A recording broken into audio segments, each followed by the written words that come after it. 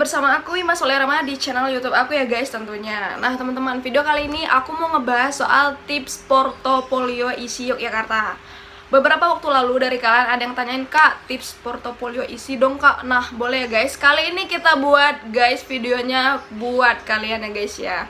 Nah video kali ini tipsnya itu menurut aku ya guys, versi aku. Bisa kalian cek-cek ya, ini ada 10 tips ya yang harus kalian lakukan dan juga yang harus kalian perhatikan setiap itemnya ya guys ya. Mungkin ada yang kalian udah tahu dan ada juga yang kalian belum tahu, makanya jangan dilewatkan, tonton dari awal sampai selesai, sampai ke 10 tips ini ya guys. Makanya jangan dilewatkan video aku, jangan lupa like, comment, dan subscribe di channel YouTube aku Ima Solerama. Pokoknya kalau kalian nonton video aku, semoga kalian lulus ya guys tes isi Yogyakarta. Nah karena sekarang ini dan bentar lagi itu mau masuk ke jalur mandiri ya guys ya. Jalur SN udah, SBM udah, tinggal jalur mandiri yang nanti bulan Juni sampai Juli udah pembukaan dan pengunggahan portofolionya. Jadi semangat ya guys buat kalian yang sedang menjalani pendaftaran jalur mandiri isi Yogyakarta. Nah, ini aku udah nyiapin ada 10 tips ya guys. Ini menurut aku, versi aku udah nyatat nih. Ada catatannya. Nanti kalau aku lupa aku sekaligus baca juga ya guys ya. Tips yang pertama adalah cari persyaratan portofolio. Nah, ini berupa bahan-bahan yang harus kalian siapkan ya guys. Ini juga tergantung dari permintaan institusi atau kampus isinya. Ataukah sistem pengerjaannya itu lebih kepada seperti sketch atau gambar di kertas tertentu, atau sistem pengerjaannya itu malah mengoperasikan komputer ya, jadi melalui sistem digital. Atau juga bisa jadi berupa video presentasi, MP4, rekaman MP3, terus file-file naskah, PDF, PowerPoint, dan Word ya. Pokoknya kalian harus cari tahu ya, biasanya untuk pengunggahan portofolionya itu berupa file apa. Tergantung dengan jurusan kalian ya guys. Termasuk juga berapa banyak yang dibutuhkan bahan-bahannya itu per itemnya. Selanjutnya, tips portofolionya adalah pilih karya yang sudah selesai. Jadi karya yang kalian unggah harusnya udah selesai ya guys. Artinya karya tersebut itu udah dipersiapkan secara matang dan maksimal.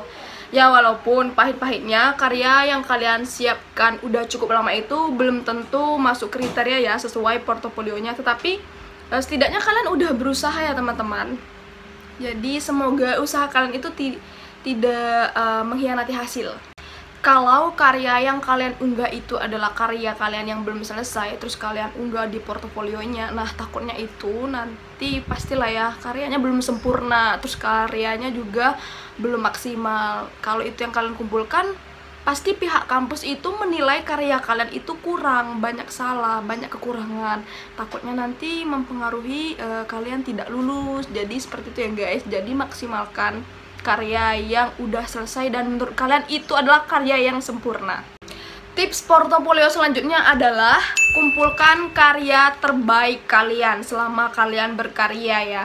Nah, kumpulkan karya yang menjadi senjata pamungkas kalian.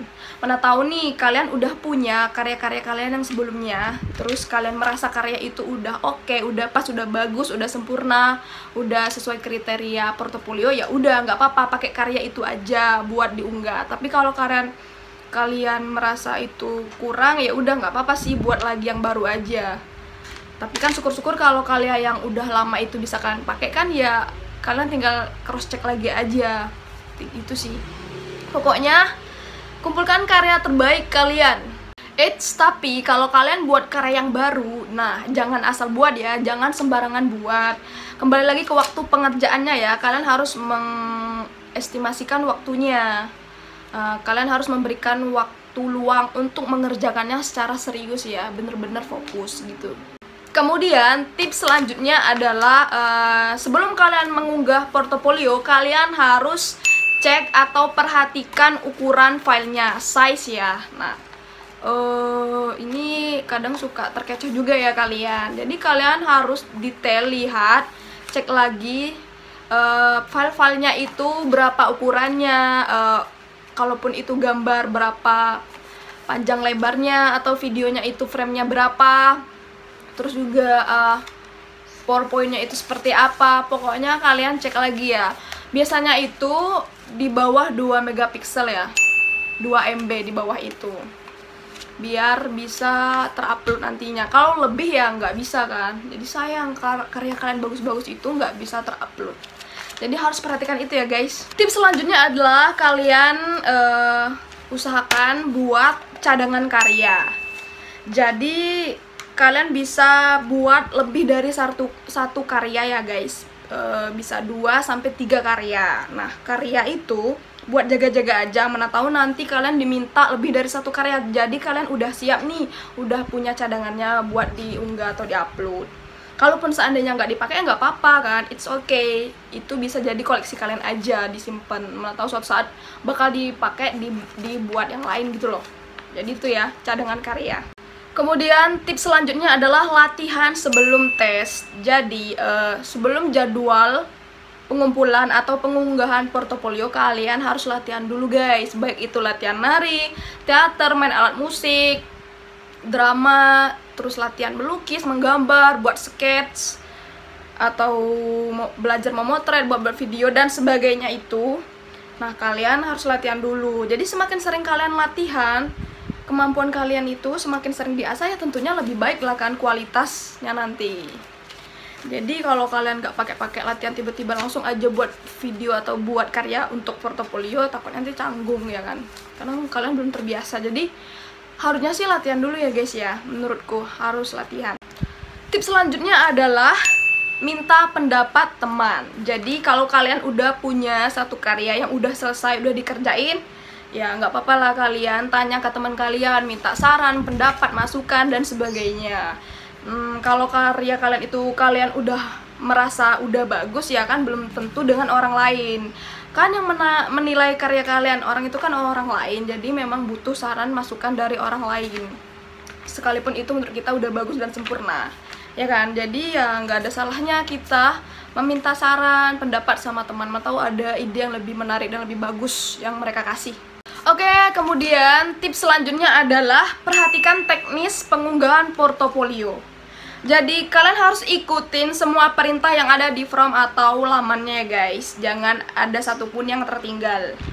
Jadi mengisi portofolio itu ya, kalau menurut aku lebih baik berurutan dari atas, dari awal sampai lah item-itemnya sampai ke bawah sampai selesai. Jadi harus kalian telitiin banget ya, jangan sampai ada yang ketinggalan. Takutnya kalau kalian ngisi portofolionya itu secara acak, yang mana dulu yang pengen kalian isi, takutnya ada beberapa bagian yang ketinggalan dan belum terisi. Kan itu sayang banget kan, datanya nggak lengkap. Jadi itu ya guys. Dan jangan lupa kalian harus isi biodata dan identitas diri kalian, itu yang paling penting. Nanti takutnya portofolio kalian bagus tapi nggak tahu kan siapa yang ngirim, karena biodatanya nggak ada, karena ketinggalan.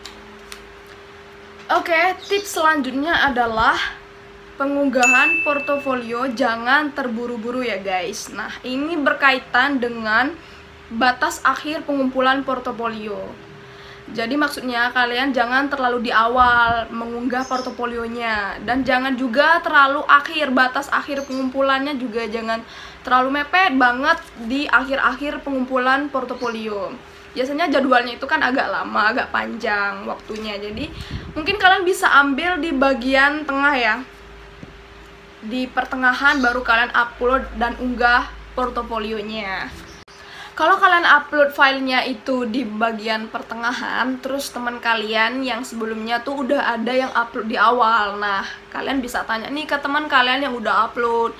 Dengan begitu kalian bisa dapat informasi nih tentang tata cara pengunggahan portofolionya yang mungkin yang kalian belum tahu. Jadi kan ada nilai plus juga buat kalian, oke? Tips selanjutnya adalah pilih karya yang unik dan menarik ya guys tentunya. Entah itu judul karyanya, entah itu objek karyanya, entah itu bentuk tariannya, entah itu fotonya, entah itu pembuatan videonya lebih unik, menarik. terus juga entah itu powerpointnya, pokoknya kalian kemas sedemikian rupa menjadi karya yang menarik lah, sehingga nanti pihak kampus itu, oh ini emang anak yang berbakat, anak yang kreativitasnya tinggi. Jadi itu ya guys. Nah intinya adalah pilih karya yang paling kalian kenal, pilih karya yang paling dekat dengan kalian, pilih karya yang paling kalian kuasai di daerah kalian ya tentunya. Ya itu sih. Oh iya, kalau kalian mau kursus juga bisa. Jadi buat mempersiapkan bahan-bahan nanti sehingga hasilnya bagus ya karyanya, kalian bisa ikut kursus ya, entah itu kursus latihan nari, kursus musik, kursus menggambar ya DKV, kursus desain interior. Ya semua jurusan lah ya. Itu kalian bisa kursus dulu guys, mematangkan portofolio kalian. Pokoknya buat kalian yang udah nonton video aku jabanin deh, aku doain semoga kalian lulus ya sesuai dengan jurusan yang kalian inginkan. Pokoknya perhatikan ya setiap item yang aku sampaikan ke kalian tadi, tips-tipsnya itu jangan dilewatkan. Semoga kalian lulus. Nah, nantikan video-video aku selanjutnya. Bye.